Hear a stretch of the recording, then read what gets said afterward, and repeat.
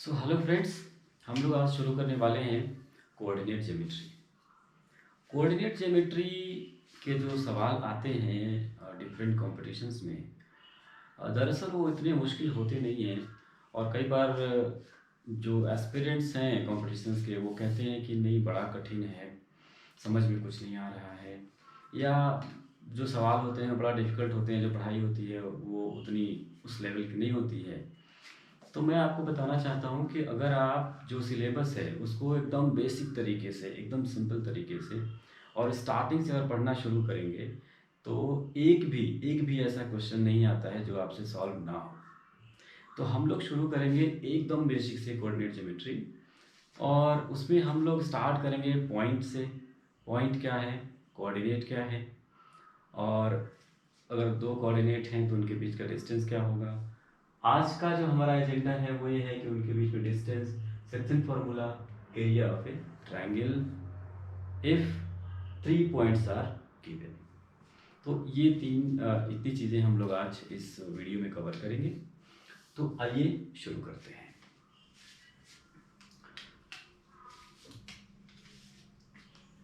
देखिए, अगर हम लोग जब बात करते हैं रेक्टेंगुलर कोऑर्डिनेट की, तो मैं आपको बता दूं कि अगर मान लो ये दो लाइन है ऐसे,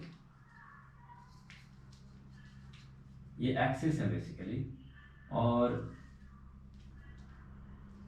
ये एंगल है, और ये है हमारा एक्स एक्सिस,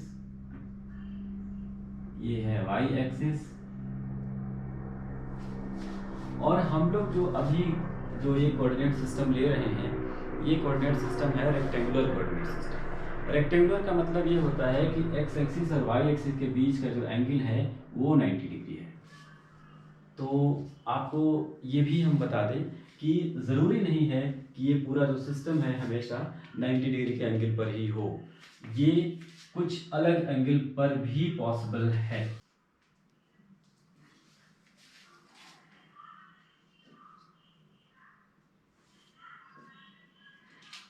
तो ये हमारा एक्स एक्सिस है और ये वाई एक्सिस है, इनके बीच का जो एंगल है वो फॉर एग्जांपल अल्फा है। तो ऐसा भी कोऑर्डिनेट सिस्टम होता है। हम लोग अभी जो भी बात करेंगे वो रेक्टेंगुलर कोऑर्डिनेट्स की बात करेंगे, जहाँ की दोनों एक्सिस के बीच में जो एंगल है वो 90 डिग्री है।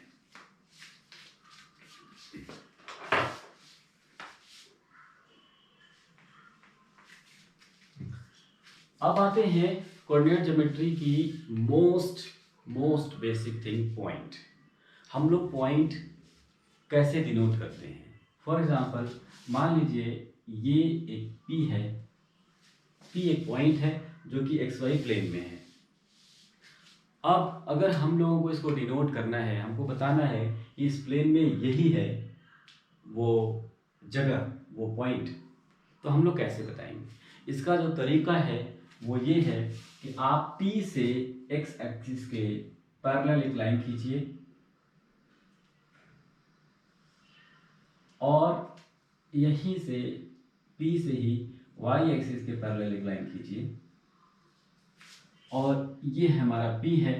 अब अगर मान लो ये जो डिस्टेंस है, फॉर एग्जांपल मान लो ये M है, ये N है, अगर ये O है, अगर OM मान लो x1 है और ON मान लो y1 है, तो हम लोग कहते हैं ये x1 y1 कोऑर्डिनेट है।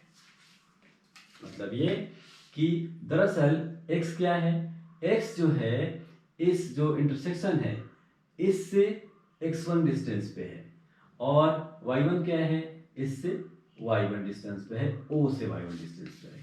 तो अगर मान लो अगर ऐसा है, तो ऑब्वियसली हमने क्या एज्यूम किया हुआ है, मैंने एज्यूम किया हुआ है कि ये जो है पॉइंट, ये कुछ इस तरह का है, और मतलब ये कि ये 0 0 जैसा है। तभी तो हम कहेंगे कि 0 से x1 डिस्टेंस पे, 0 से y1 डिस्टेंस पे। तो ये पॉइंट का कॉन्सेप्ट है कि हम लोग ऐसे डिनोट करते हैं किसी भी पॉइंट को xy प्लेन में। इसको जो x कोऑर्डिनेट है उसको बोलते हैं अब्सिसा, y जो कोऑर्डिनेट है उसको बोलते हैं ऑर्डिनेट, और इन दोनों को मिला करके हम लोग कोऑर्डिनेट बोलते हैं। इन दोनों को मिलाकर हम कहते हैं कोऑर्डिनेट सिस्टम।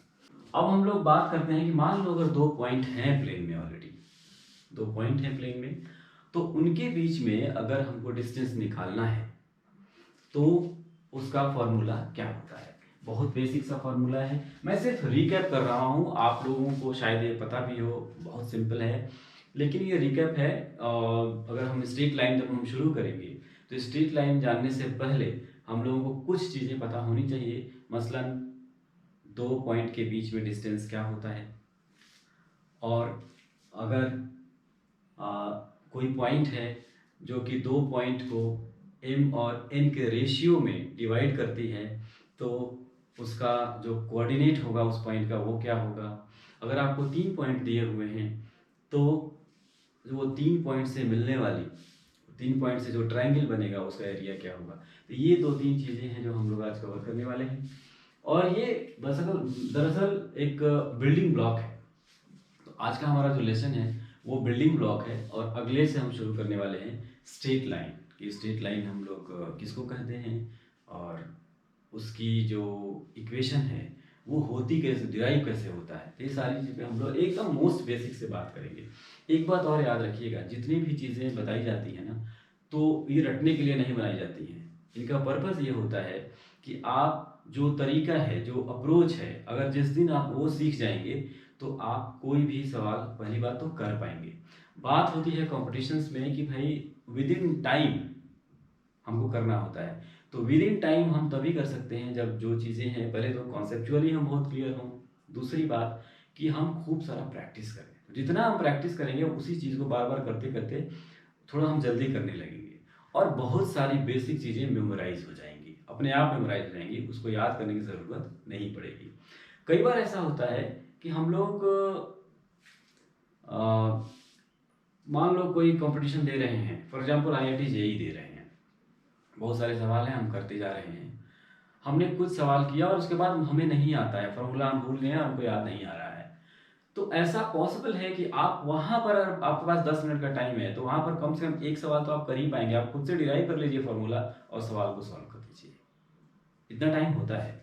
तो कई बार ये काम आता है। तो अगर कॉन्सेप्चुअली आप क्लियर रहेंगे तो सक्सेस 100% है।